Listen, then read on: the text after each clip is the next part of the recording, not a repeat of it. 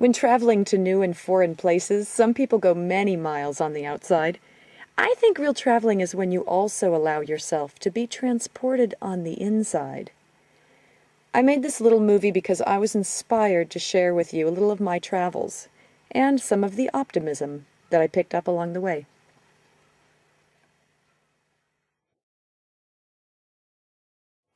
So I was exploring Southeast Asia for a few months. And while I was running around Thailand, of course at one point I was headed for those beautiful beaches in the south. Well, you know, for some of that white sand and tropical paradise. I mean, who could blame me? Well, here's a tidbit about world travel. The more you're willing to go with the flow, the more rewarding your experience can be. If I was rigid about my itinerary, I would have missed out on this chance detour to somewhere I hadn't planned to go. And therefore meeting someone I hadn't planned to meet, someone who was really making a difference by just being himself. Oh, I still went to the beaches, all right. But this wasn't the typical carefree, tropical getaway I had in mind. This was a beach village that had some deep scars from the year before. I know you remember what happened here.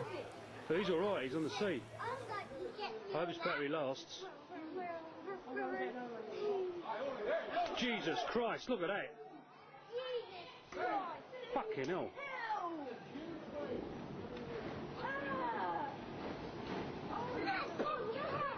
I know, I can see it. That wave is a good 15, 20 feet tall. Easy.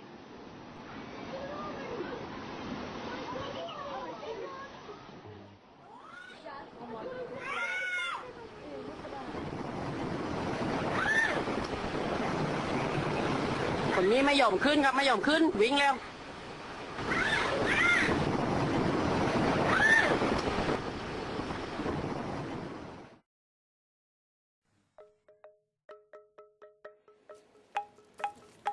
That's for me. Wow.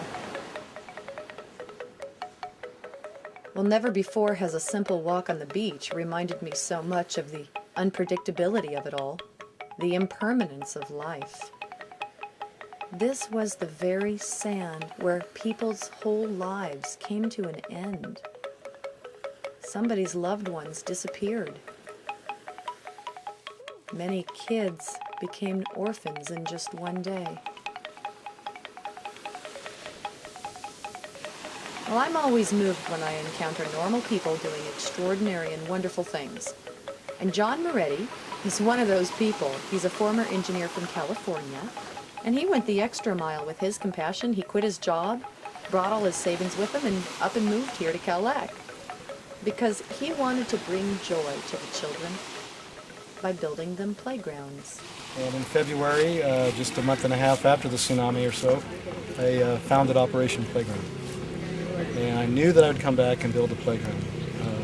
Whether I would do it on my own or do it with volunteers and money from other people, those things were sure a big help, but it wasn't the deciding factor on whether or not I would come, because I knew I was going to come. So.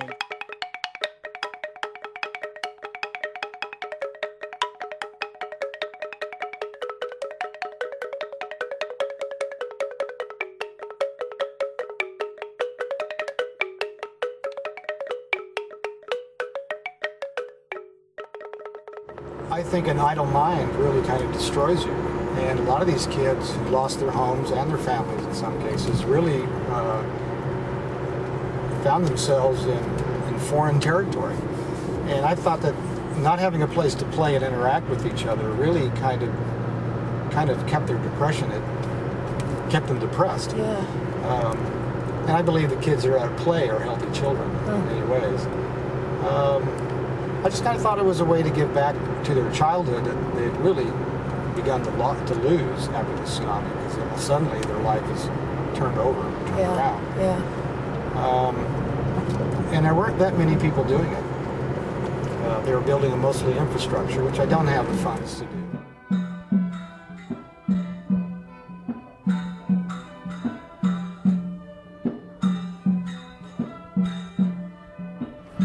No.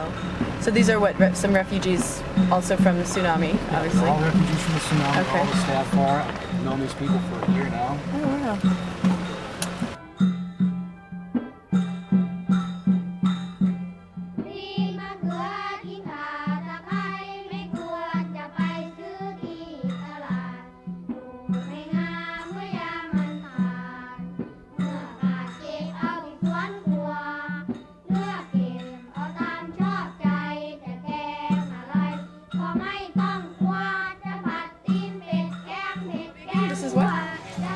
This is when the kids were doing art therapy originally, just after the tsunami, and all the artwork out there is what the kids had done. They've kept it on the walls.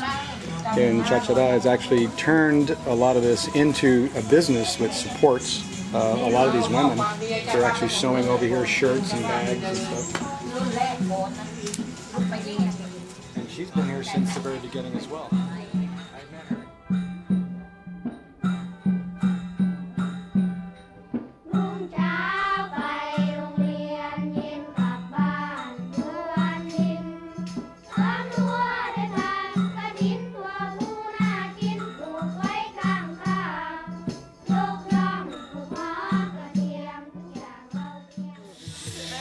They have so got the move.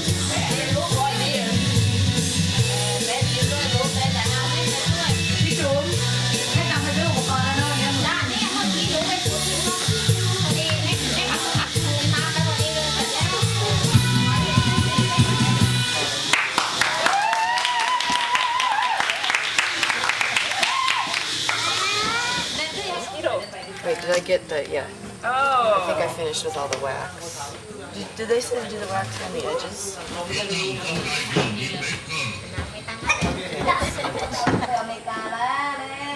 It's my first batik. Do you know what you're doing? Absolutely not. No chance. Cool. I want to know how they get this yellow color. This right here. This yellow color. Yeah. I want that color here. You can cut it out of this piece of batik and sew it into that one. Good advice. Yeah. Careful. Okay. Woohoo! We're on the, what is this called? The ferry. To the island of... I don't know if it took or not. Take a look. No, this is all video, my dear. Oh, it's video? Yeah. We're in Phangna Bay. Back to his James Bond roots. Phangna Bay and James Bond Island. We're hiring a local boatsman and his boat. So we beat the tourists, man. Because this is not the tourist, this is off the beaten path. We're off the tourist track. That's right.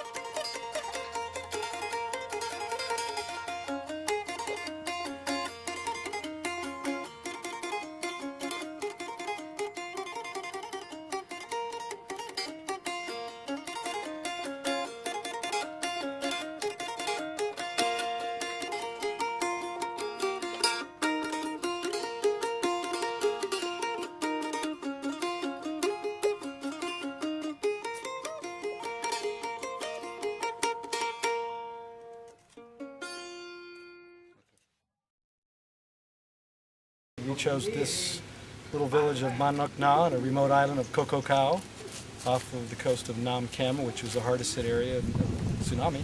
And all these years the school has been here, the younger kids have never had a playground. And it's difficult getting stuff done in Thailand. It's difficult getting materials all the way from Bangkok, and it really is a logistical nightmare. But when it's all said and done, it's worth every bit of the effort.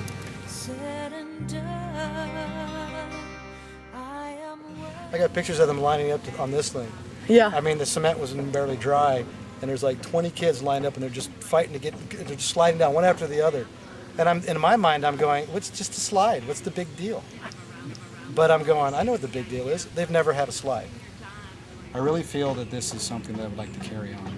I know I'm going to have to find work, but eventually I'd like this to be something that 20 years from now I can say, yeah, wow, look at all the playgrounds around the world, and you know, and like with Airline Ambassadors is doing. It starts out with an idea and a dream, and you let your passion run it, and it will grow. It has to. The photographs over here are really, really graphic, but it's a reminder. They've kept them up as kind of a reminder for people to see what's happened here. And the photographs were actually taken at the walk, so if you want to see them, you can.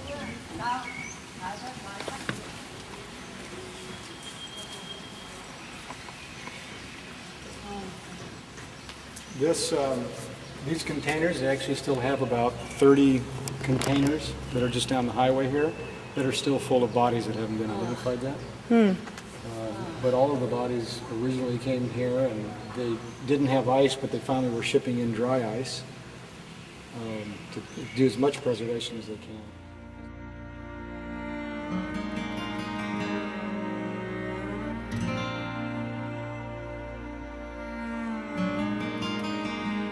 I'm just a spoke in the wheel, one grain of sand, but it feels so right to be right where I am.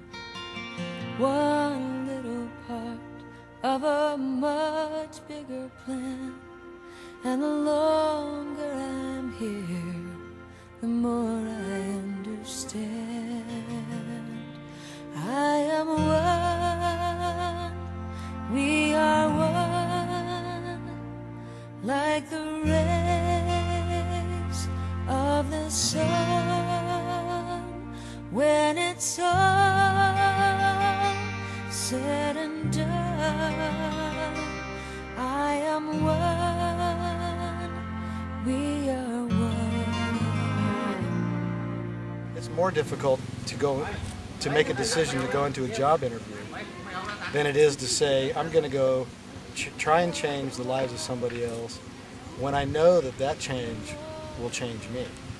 And rather than going with the preset thought that I want to change myself and it'll benefit somebody else, I think I came with saying I want to do something for somebody else, knowing that it will change me, you know. And I think that that's where the passion for this kind of work comes from. So the decision to come here was the easiest decision I've ever made in my life. How did she become one of your favorites? I don't know. Maybe her sweet smile and realizing that she's smiling through a broken heart. Yeah. I'm just one drop of rain that falls from the sky, that runs to a stream, then the ocean by and by. And I could do worse than to give myself up on the crest of a wave in this ocean of love. I am one, we are one, like the rays of the sun when it's all said and done. I am one, we are one. One gentle touch, one loving word, one single step toward a kinder world.